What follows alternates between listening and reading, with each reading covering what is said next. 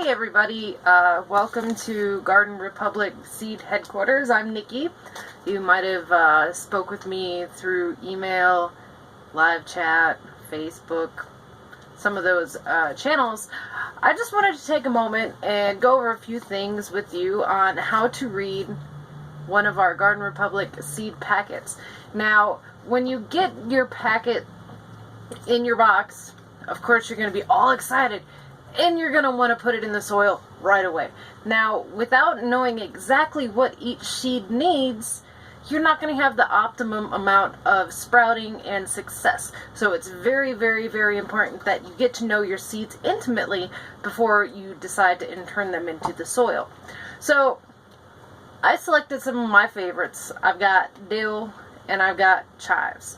Now these both come in our culinary herb seed set. So you would think that all of the herbs are going to have similar requirements, but that's not the case. So we'll take dill, for example. Now when you flip it over, it's going to give you a little bit of information about the dill. So with this one, you're going to see the seed depth, the germination temp, the days to germination. That's an important one. That's when you have to channel your inner patience, the spacing, and the sun exposure. Now, the first thing you have to know is the seed depth. Every seed is going to have a different requirement as to how deeply they are buried underneath the soil. So it's always a good idea to kind of gauge the size of the seed and how deeply they're supposed to go. So for instance, this one is at 1/8 of an inch. If you're not familiar with a ruler, 1/8 of an inch is not much. It's just barely underneath the soil. So you don't have to go digging a hole to China to plant your little seed.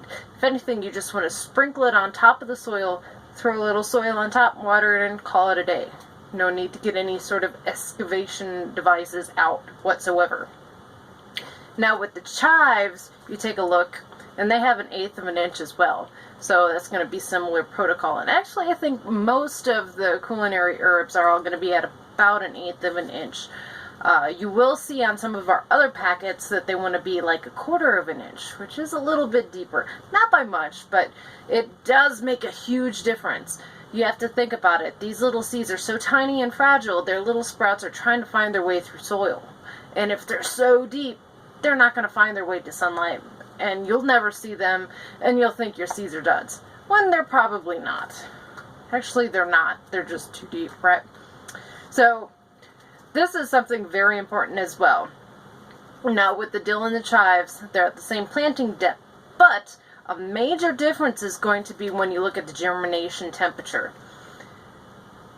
The dill here is going to want to be around 60 degrees. Now, if you think about it, look at the thermostat in your house.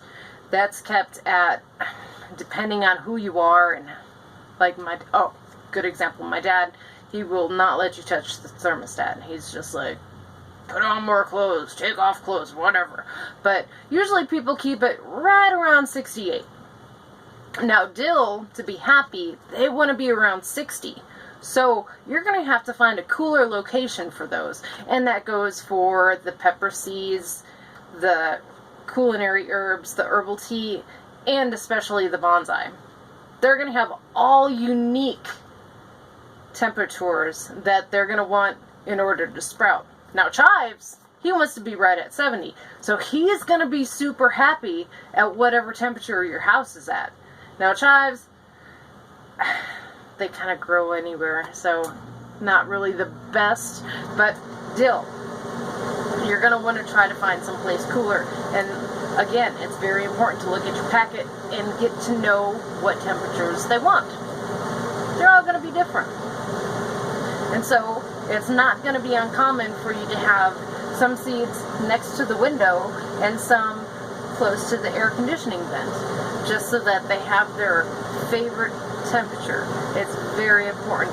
Without the right temperature, you're not going to get sprouts. You're going to be on the email, why are my seeds sprouting? And one of the first questions that we're going to ask you is, what temperature are they kept at? Very important. And it tells you right there on the back of your seed packet what temperature to keep them at. Now, the days to germination is also a very important number to look at. Some seeds, like arugula, will start growing as they're soaking. Like, wow, this is great. This is like instant gratification. Look at this. I got plants. I've got a green thumb. And then, right next to it in the same kit, you've got the chives. And you're like, oh, alright, it's been a week. What's wrong with my seeds? Where are they at? They take a little bit longer. And then, you got the dill. Where's the dill? Ah, they must be bad seeds. They take a long time too. Every single seed is going to have a very unique germination time frame, ranging all the way from a couple of hours to a month and a half. So, like you'll see on the back of the chives, 60 days, 2 whole months. But once they get going, they're going to go crazy. You're going to have chives coming out your ears. But you just have to be patient. That is the key to growing seeds. It's just relax a little bit.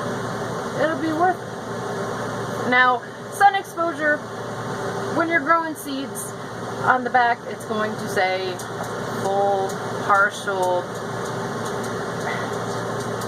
It's not as important as you would think, but you do have to have a strong source of light for those little cotyledons to point them sort of to. So if you have a grow light like I'm experimenting with there, or a bright window, same area, that's going to lure the seed into a direction. Now, if there's no rhyme or reason, if you've got it in kind of a bright area, but without any direct light, the seed in the sprout is going to really struggle in developing because it doesn't have a direction to point itself to. I mean, the sun is going to be like a protein bar for your little sprout. It's going to give it all the, my dog, it's going to give it all the energy that it needs to propel itself above ground and turn into a thick, luscious foliage. But without it, you're going to struggle. So, when you see the sun exposure back there, go on the heavier side. Always make sure that there's a bright source of light for it to point at. And a bright kitchen table that's away from a window that has curtains and a valance and there's other stuff in front of it, that's not going to do it. You're going to be able to see some sprouts, but they're going to die right away. And then you're just like, what's wrong with my seeds? Why are my seeds dying? It's okay. It's just the light. We can fix this. So all of this information is on the back of your packet.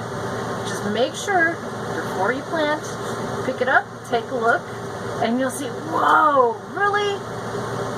Oh, cool. I feel like I've got all of the information from the back of the package that I need to plant.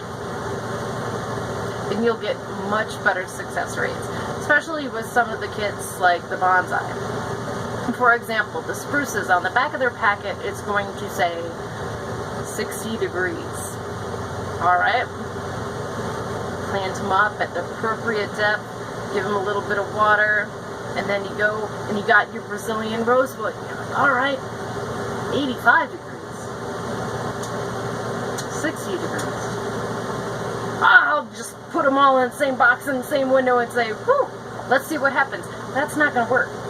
You're going to have to work with them and their needs to get the best success.